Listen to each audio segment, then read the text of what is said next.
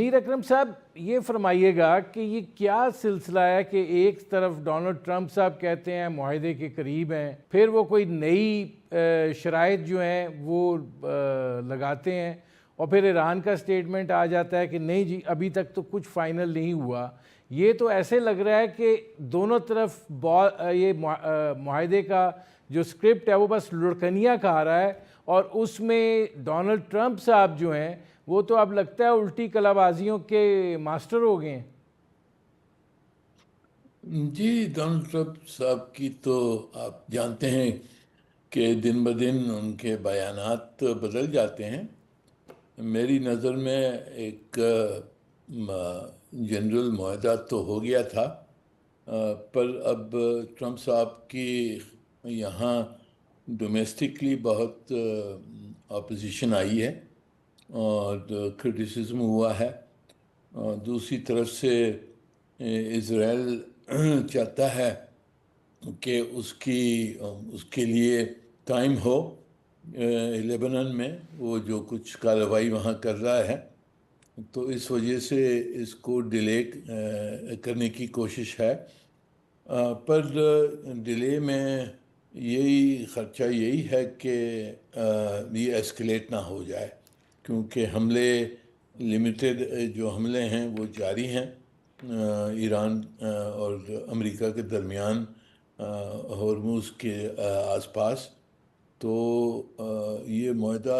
میرے خیال میں ٹوٹ سکتا ہے اگر یہ ایسکلیشن جاری رہتی ہے اور اسرائیل اپنا ہاتھ نہیں روکتا ہے لیبنان میں، کیونکہ وہاں تو ایران نے کہا ہے کہ امن آئے گا تو پورے خطے میں آنا چاہیے۔ اچھا، اس میں یہ جو سلسلہ اب شروع ہوا ہے کہ آبنائے ہرمز کے قریب جیسے ان کا جزیرہ گورگ ہے اور کشم ہے، وہاں پہ انہوں نے اٹیکس جو ہیں وہ کیے ہیں، ایران نے ریٹیلیٹ کیا ہے، اور ظاہر ہے انہوں نے خطے میں جو امریکی تنصیبات ہیں ان کو نشانہ بنانے کی کوشش کی ہے۔ اب جب معاملات اس نہج پر چلے جائیں تو آپ کو کیا لگتا ہے کہ یہ امریکہ ہے یا اسرائیل جو ہے وہ اپنی حد سے تجاوز کر رہا ہے اور معاملے کو چاہتا ہے کہ خراب ہو؟ جی، آئی تھنک یہ تو ظاہر ہے کہ اسرائیل نہیں چاہتا کہ امن ہو یا معاہدہ کو ہو جائے اور سیز فائر مکمل ہو جائے، کیونکہ نیتن یاہو کے لیے تو یہ جنگ جاری رکھنا بہت ضروری ہے۔ اپنے اندرونی وجوہوں سے اس کے خلاف کورٹ کیس آ جائیں گے، الیکشن آ رہا ہے، الیکشن شاید ہار جائے، تو وہ تو سمجھتا ہے کہ جنگ کو جاری رکھنا چاہیے، اور اس نے پوری کوشش کی ہے۔ اور جو اسرائیلی لابی ہے واشنگٹن میں، انہوں نے بھی پورا حملہ کیا ہے ٹرمپ صاحب کے اوپر کہ یہ معاہدہ جو میمورینڈم آف انڈرسٹینڈنگ ہے یہ بڑا کمزور ہے، اس میں آپ کچھ حاصل نہیں کیا آپ نے۔ تو اب ٹرمپ صاحب نے بھی تھوڑی سختی دکھائی ہے کہ میں اور زیادہ اضافہ چاہتا ہوں جو جوہری پروگرام کے بارے میں، اور دوسری طرف اسرائیل اپنی جنگ جو ہے لیبنان میں وہ جاری رکھتا ہے، وہاں آکیوپیشن بڑھا رہا ہے، بیروت کے اوپر بھی حملے ہو رہے ہیں، تو بہت نازک حالات ہیں، اس میں یہ معاہدہ ٹوٹ سکتا ہے۔ اچھا، اب اس میں فیصل شاہ صاحب یہ فرمائیے گا کہ جیسے منیر اکرم صاحب نے کہا کہ ایک طرف ایران امریکہ کے درمیان بات چیت کا سلسلہ جاری ہے، دوسری طرف غزہ ہو یا لبنان ہو، اب لبنان کی صورتحال تو بہت گمبھیر ہو گئی ہے، کیونکہ نہ صرف یہ کہ حملے بیروت تک جاری ہیں بلکہ سینکڑوں میل کے علاقے پر قبضہ بھی کر لیا گیا ہے، اور اب مزید آگے بڑھنے کا جو ہے وہ نیتن یاہو نے کہا ہے۔ اور یہ جو سلسلہ ہے،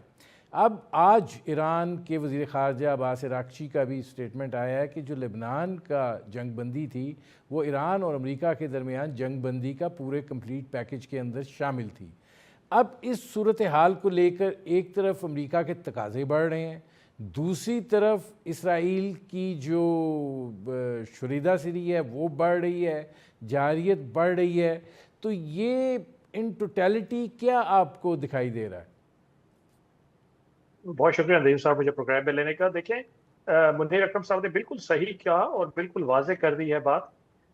اس وقت جو پریزیڈنٹ ٹرمپ ہیں وہ سب سے زیادہ مشکل میں ہیں اس سب تمام قضیے میں،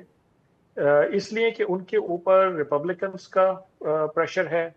جو رائٹسٹ ہیں، اس کے بعد جو پرو اسرائیلی لابی ہے اس کا بہت پریشر ہے، اور اسرائیل کا اپنا بہت پریشر ہے. اور جب بھی ایران سے کوئی مسودہ آتا ہے جو کہ ایران تسلیم کر لیتا ہے، اس کو وہ کمپیئر کرتے ہیں اس پریشر سے جو پریشر ان کے اوپر ہے، اور جب وہ دیکھتے ہیں کہ یہ مسودہ اس پریشر کا مقابلہ نہیں کر پا رہا ہے، وہ پریشر زیادہ ہے، تو وہ اس میں کچھ نہ کچھ ہیلا بہانہ کر کے اس کو کچھ نہ کچھ نئی چیزیں ڈال کے اس کو واپس بھیج دیتے ہیں. اور وہ صرف ٹائم بائی کر رہے ہیں اسرائیل کے لیے اور پرو اسرائیلی لابی کے لیے. اچھا، اسرائیل اور پرو اسرائیلی لابی کا کیا ایشو ہے؟ ان کا ایشو یہ ہے کہ وہ یہ سمجھتے ہیں کہ امریکہ بہت عرصے کے بعد اتنا ساز و سامان لے کے اس خطے میں آیا ہے، اور اب یہ نہیں پتا کہ دوبارہ وہ کب اتنا ساز و سامان اس خطے میں لے کر آئے گا.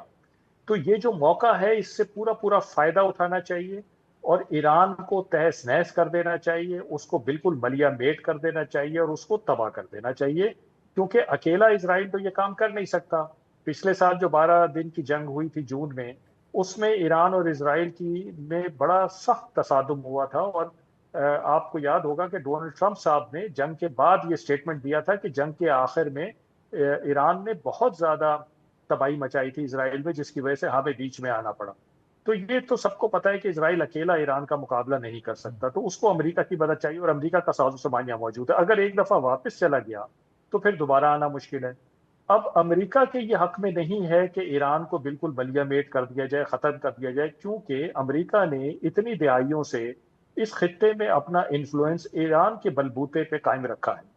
اس کو ایک ایسا ایران چاہیے جو کہ تھریٹ ریڈیٹ کرتا رہے، تاکہ وہ خطے کے ممالک کو یہ بتاتا رہے کہ میں تمہارا نجات دہندہ ہوں ایران کے خلاف، اور میرے بغیر تم اس سے محفوظ نہیں رہ سکتے. تو پولیٹیکل، ملٹری اور اکنامک انفلوئنس امریکہ کا بڑھتا ہے. ناؤ پریزیڈنٹ ٹرمپ ہم یہاں پہ پھنس گئے کہ وہ اسرائیل کو راضی کریں، پرو اسرائیلی لابی کو راضی کریں، یا اپنا جو ایجنڈا ہے اس کو حاصل کریں.